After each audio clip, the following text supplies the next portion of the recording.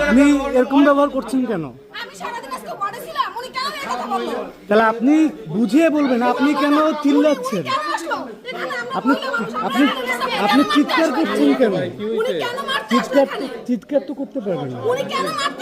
আবারও আপনি সে হাইট তুলে কথা বলছেন। আপনি শান্ত থেকে কথা বলেন, হাইট তুলে কেন কথা বলছেন? তিনি কি হন? এই যে যিনি মারা গিয়েছেন তার কি হন আপনি জানেন? আপনি জানেন মারা গেছে কি জন্য আমরা কেমন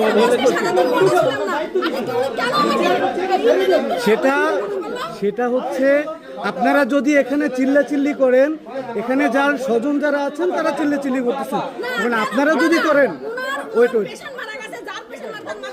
সেটা আপনি কিন্তু তর্কই করছেন। আপনি তর্কই করছেন, আপনি তর্ক করছেন কেন? আপনি বুঝুন না করে সে তর্ক করছে কেন? এই যে এখন